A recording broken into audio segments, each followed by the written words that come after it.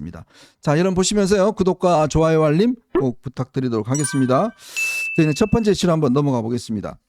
지금 이 시간 현재 광주 금남로에서 이 금남로가 이렇게 쭉 연결되는 거고 옛날에 이제 전남도청이 있습니다. 이 전남도청에 지금은 옮겨갔습니다. 전남도청이 저쪽 나중가요? 네, 옮겨갔는데 그 주변이 이제 광주 5.18 민주광장으로 지정이 돼 있고 거기서 이제 마지막 항전을 벌였던데요. 광주 전남도청에서 이제 진압이 됐고 이제 그 저항이 끝난 그런 데라서 거기를 민주광장으로 이제 지정을 해놓고 만들어놨는데 거기는 조례로 시에서 허가가 있어야 됩니다. 허가가 있어서 나머지 지역은 신고만 하면 돼요. 그래서 지금 현재 이 탄핵 반대 세이브 코리아 집회는 금남로 쪽에서 지금 이루어지고 있는데 제가 언뜻 이렇게 그 위에 이제 그 비디오 캠으로 보니까 숫자가 꽤 많은 분들이 아마 모이신 것 같습니다. 10,000명은 뭐 충분히 넘어 보이고요.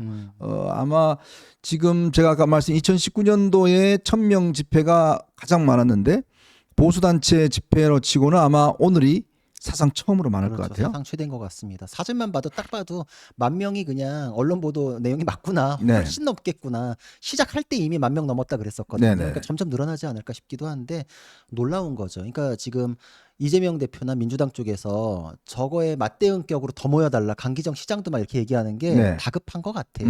아, 저게 광주에서 저렇게 모였다라는 건 상징성이 있는데 탄핵을 찬성하는 반대 집회의 숫자가 초라할 경우에는 민주당이 지금 얘기했던 게 자기들끼리만 저러나? 네. 라는 생각이 들 수밖에 없잖아요. 그리고 대다수 국민들께서 계엄에 대한 평가 그리고 그 이후에 헌법재판소나 민주당에 대한 평가를 분리시키고 있구나.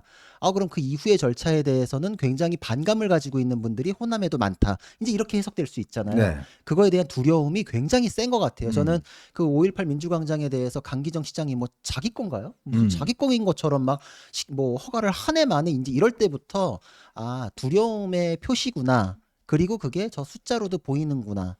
그게 법적으로 굉장히 문제가 있는 내용이잖아요. 네. 사실 집회 결사의 자유는 헌법상의 기본권이거든요.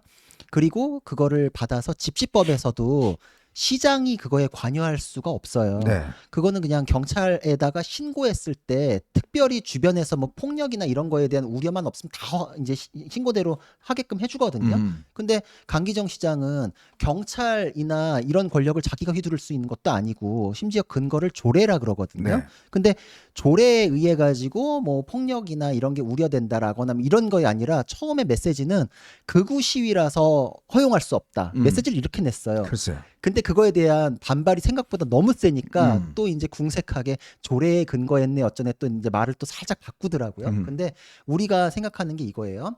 헌법이 있고 그거에 거스르지 않는 법률을 만들고 그 밑에 조례거든요. 네. 조례로 헌법 정신을 부정한다? 있을 수 없는 얘기예요. 네. 더 쉽게 얘기하자면 그 조례 밑에 우리 뭐 동호회를 만들면 동호회 규칙 만들잖아요. 그게 더 하위예요. 우리 동호회 규칙에서 제가 같은 뭐 동호회를 한다 쳐서 이현종 위원님의 재산은 내 거 뭐 이러면은 그게 말이 되나요? 재산 없어요. 그러니까 그럴 수가 없는 거예요. 네. 아래에 있는 거 가지고 위에 헌법 정신을 부정하려는 건 반헌법적이고 그거를 근거로 내세우는 게 5.18 정신이다. 5.18 정신을 자의적으로 그렇게 해석하면서 갖다 붙이는 건 5.18 정신이나 호남 분들의 마음에 대해서 마음대로 재단하는 거라서 그게 오히려 모욕적이죠. 5.18 정신은 뭐 헌법을 수호하는 정신 아닌가요? 그렇죠. 그분들이 집회 결사에 대해서 강기정 시장 마음대로 재단해가지고 본인 싫은 거는 불허하세요 이렇게 허용했을까요? 저는 저거는 호남 분들에 대해서도 굉장히 모욕적인 처사다. 그리고 폭력적인 거에 대해서 우려된다라고 하는 것도 말이 안 돼요. 왜냐하면 저 시위는 부산, 대구, 충청 이렇게 거쳐서 왔잖아요. 그렇죠. 폭력 시위였나요? 단 한 번의 물리적인 구설수가 전혀 없었잖아요. 근데 저기에 갔을 때 폭력적인 게 우려된다라는 건 근거도 없고 저분들을 국민들이잖아요. 모욕하는 걸 뿐만 아니라 저분들이 왔을 때 호남 분들에 의해서 충돌이 벌어질 것이다. 뭐 이런 식의 얘기라면 그럼 그건 또 반대로 호남 분들을 모욕하는 게 되잖아요. 저거는 어느 쪽이든 다 국민들이거든요. 근데 국민들에 대해서 불허하는 자기의 그 주장의 근거를 삼기 위해서 있지도 않은 얘기를 끌고 오는 거는 반헌법적이고 국민들에 대한 모욕이죠. 저는 그렇게 생각합니다. 이건 뭐 집회에 대한 대한 어떤 찬성과 반대하시는 분들은 뭐 있을 겁니다. 그렇지만 또 이 집회가 가지는 저는 정치적 성격을 보면 사실은 이제 광주라는 도시는 사실 뭐 국회의원도 전부 다 민주당이죠. 자치단체는 민주당이죠. 그다음에 이제 거기 지방 의원들도 다 민주당이고, 그러니까 민주당 아니면 여기서는 뭐 아무것도 할 수 없는 곳이고, 또 그동안 여기서는 그냥 그 민주당 관련된 집회만 열 수 있는 곳이고, 뭐 이런 어떤 이 일방적인 어떤 것들이, 근데 그에 조금만 반대를 해도 뭔가 어떤 좀 억눌리는 그런 어떤 여론에 있어서 원래 그렇지 않습니까? 어떤 지역이든지 대구만 해도 안 그래요. 뭐 대구만 하더라도 이 그 탄핵 찬성 집회 같은 경우에 그 동성로에 가서 매일 열립니다. 그 전혀 뭐 그 시민들 뭐 문제 안 삼아요. 대구가 보수의 뭐 이 본고향이라고 그러지만 네. 대구에 가보면 뭐 그 찬성하는 분들 또 민주당 지지하는 분들 기본적으로 30% 40% 돼요. 기본적으로 있습니다. 그러니까 아무런 그 어떤 서로 상대방에 대한 어떤 이 문제가 있진 않아요. 근데 어떤 도시가 한쪽의 여론으로 너무 억눌려 버리면 그거를 다른 생각을 갖고 있는 분들도 말을 못 하는 거예요. 어디 가서든지. 그리고 정말 그분들은 조용하게 어디 가서 뭐 이렇게 이야기를 해야지, 이게 그러니까 도시 전체가 억눌리다 보니까 이 광주에는요 대형 마트가 없습니다. 몰이 없습니다. 젊은이들이요 항상 하는 이야기가 뭐냐면, 이게 광주에 이제 그 5.18 이런 그 부상자회 뭐 이런 분들 있지 않습니까? 그분들 중에서 이제 시장에서 장사를 하는 분들이 많아요. 그리고 그분들이 정책 영향이 굉장히 커요. 그러니까 뭔가 예를 들어서 우리가 롯데마트다 뭐 큰 요즘 몰 있잖아요. 네. 뭐 이런 거 하나 만들려고 그래도 이쪽에서 반대를 해요. 그러니까 이 조직화된 5.18 단체들이 반대를 하면 못 들어서는 거예요. 그렇죠. 그래서 지난 대선 때도 그렇죠. 뭐 여기 좀 이거 하라 그러니까 젊은이들이 왜냐 이 쇼핑하려고 전부 다 대전 가고 전부 다 딴 데 가버려요.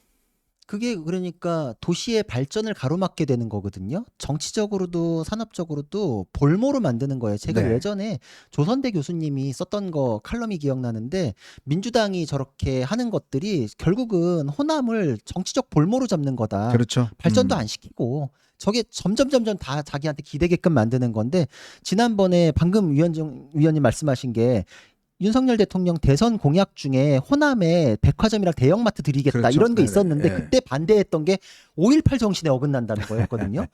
아니 그래서 그때도 논란이 있었어요. 네. 도대체 대형마트랑 백화점 못 들어오게 하는 거랑 5.18 정신이 무슨 상관이냐. 그런데 사실은 5.18 때 그 이후로 수혜를 받았던 누군가 사람의 이권이 흔들릴까 봐 네.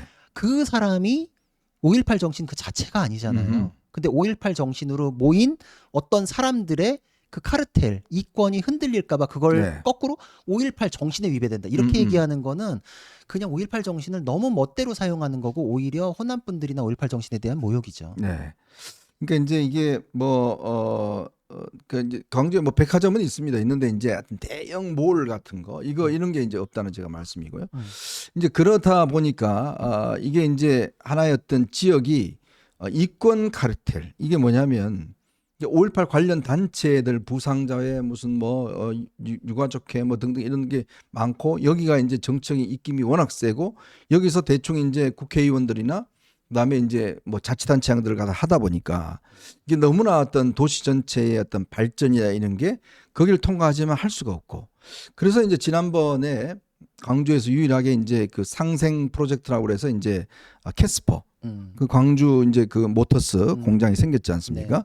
그게 이제 기존보다 임금이 낮은 그런 걸 만들어서 그때 이제 문재인 정부 가장 성공적이었다고 한 게 바로 이제 그 광주의 광주형 이제 일자리. 자동차 예. 광주형 일자리 그게 만들어졌잖아요. 근데 그게 어떻게 됐습니까? 제가 그때도 반대를 많이 한 게, 이게 말이 안 된다. 시장 논리에 어긋나는 게 말이, 아니 그분들이 계속 그 월급만 받고 있겠냐고요. 똑같은 현대차 만드는데 그렇죠. 아니 저희 현대 저쪽 그 울산은 연봉 1억인데 우리는 왜 4천만 원 5천만 원밖에 안 돼? 당연히 반발하가 아니겠습니까? 당연하죠. 그러다가 결국 터졌습니다. 올 작년부터 노조가요 파업을 하기 시작했어요. 그 이 임금 똑같이 안 해주면 안 하겠다. 그러니까 이게 지금 웃기잖아요. 그렇죠. 뭔가 정도를 기해서 뭔가 발전을 해야 되는데 그렇지 않고 이제 하다 보니까 결국은 지역 발전이나 이런 게 오히려 지금 걸림돌이 되어버리는 그럼요. 이제 그런 상황이 되어버렸습니다. 그러니까 민주당이나 문재인 정권의 무능함을 얘기할 때 그 3류, 4류 가지고 데려다가 시장을 찍어 누르려고 하니까 되냐. 네. 부동산도 찍어 누르면 될 줄 알았는데 오히려 폭발해 버렸잖아요. 음. 경제도 마찬가지예요. 그런 식으로 해가지고 되지 않아요. 경쟁에 의해 가지고 자연스럽게 거기에 산업을 유치하거나 이래야지. 아니 일은 똑같이 하는데 급여를 낮춘다? 누가 네. 일하겠어요. 그런 거 가지고는 될 수가 없고 반 그 뭐 자본주의적 그런 네. 거는 버틸 수가 없는 거예요. 자, 그래서 오늘 이제 요 집회가 지금 아마 시간대를 보면 이제 탄핵 찬성 집회도 이제 지금 아마 열릴 것 같습니다. 오늘 뭐 이쪽에 열리고 아마 하는데 여기에는 또 전남도지사 김영록 전남도지사하고 황현필이라고 이 사람도 한국사 강자. 이쪽은 황현필 대 전한길 뭐 이렇게 보는데 이 황현필은 완전 반일주의자예요. 반일주의자라서 맨날 그 일본 까는 그것만 이야기하는 사람이에요. 그러니까 참 묘한 게 또 이쪽은 전한길, 저쪽은 이제 황현필, 이쪽은 또 지금 전남도지사. 이 전남도지사는 김영록 지사는 또 이제 대권 도전하려고 그럽니다. 그리고 또 내년에 이제 지방선거가 있잖아요. 네. 그러니까 이제 다들 또 이렇게 나오는 거예요. 이름 알리는 거죠. 뭐 그 자기 이철우 정치하는 것 지사도 같아요. 지금 대권 도전하려고 그러거든요. 지난번 대구 집회 가서 그렇죠. 연설을 못하니까 애국가 동해물과 불렀죠. 네. 저 애국가만 불렀지 않습니까? 네, 네. 이기도 막 똑같이 비슷하게 그렇게 형성이 지금 되고 있는 것 같습니다. 자, 어쨌건 이제 이렇게 집회가 평화적으로 좀 끝이 났으면 좋겠습니다. 아마 끝나고 나서 뭐 행진을 한다든지 뭐 이런 게 또 있으면서 하겠지만 저는 뭐 별로 걱정하지는 않습니다. 우리 국민들의 성향이 다 이 민주적인 어떤 질서를 지키시는 분들이 있기 때문에 이런 어떤 불상사는 전혀 일어나지 않을 것이다라는 걸 저는 확신합니다. 그리고 또 이런 게 영향이 물론 뭐 어떤 이 사안에 대해서는 저희하고 입장이 좀 다른 부분도 있고 하지만 그러나 또 이런 열기와 어떤 이 열정이라는 거는 결국 나라에 대한 애국의 심정이지 않겠습니까? 그게 결국 나중에 저는 다 수렴되리라고 봅니다. 근데 참 묘한 게요. 지금 광화문에 있는 정강 목사하고 지금 이쪽 집회하고 한판 싸움이 붙었어요. 참 좀 희한한 게 지금 정강 목사가 또 이 전한길 씨를 또 엄청 비난하더라고요. 이 사람 좌파다. 노무현 존경한다 그러고 광주를 민주화운동이라 그런다. 근데 3월 1일 날 집회 때 내 집회에 오면 그때는 용서해주고 그렇지 않으면 용서 안 해주겠다. 그 또 안에서 시작하더라고요. 주도권 싸움하는 네. 거예요. 전 그런 게 너무 한심해요. 그러니까 우리 같은 경우에 우리는 확실한 생각이 있지만 그거에 대해서 다른 분들 전한길 씨나 이런 분들 하는 거에 대해서 존중하고 그거에 대해서 이제 같은 부분에 대해서는 같은 생각, 다른 부분에서는 무엇이 다르다 이렇게 가잖아요. 근데 네. 원색적인 비난을 하는 보수 유튜버들끼리의 싸움 뭐 이런 것도 많더라고요. 그래서 저 사람들이야말로 진짜 돈벌이로 생각하나? 저 안에서 주도권 싸움 하려니까 서로 싫어하나? 이제 이런 생각이 드는데 영화를 봐도 외계인이 침공하면은 지구인들끼리는 미국하고 소련도 연합하잖아요. 그렇죠. 그 뭐 중국에서도 국공합작도 하잖아요. 근데 그 안에서 주도권 싸움하느라고 전체에 대한 생각들이 어그러지는 것도 상관하지 않는다. 지금 우리가 준비해야 되는 거 일단 저는 그래요. 어떤 잘못이 있다 하더라도 그거에 대해 따져 묻는 절차는 헌법에 부합해야 되는데 헌재에 대해서 비판하는 거 필요하죠. 전한길 씨 그거 하고 있잖아요. 그럼 그거에 대해서 존중해야 되는데 지금 뭐 그냥 무턱대고 그냥 스피커에 대한 공격은 저 메시지 전체를 부정하는 거잖아요. 노무현 존경했는지 마는지 뭐 알게 뭐예요. 지금 메시지가 중요하죠. 그거에 대해서 맞고 틀리고에 대해서 따지는 거여야 되는데 노무현 존경 옛날에 그랬던 사람이니까 지금 뭐 이 사람에 대해서 원색적으로 비난한다라는 거는 서로 그냥 사람끼리 싸우는 거지 생각을 놓고 논쟁하는 과정은 아니라고 생각해요. 네. 네, 저는 이제 두 번째 이슈로 한번 넘어가 볼까요? 여러분 보시면서 구독과 좋아요, 알림 꼭 부탁드리도록 하겠습니다. 어쨌건 오늘 집회가 평화적으로 잘 끝났으면 좋겠습니다. 그리고 뭐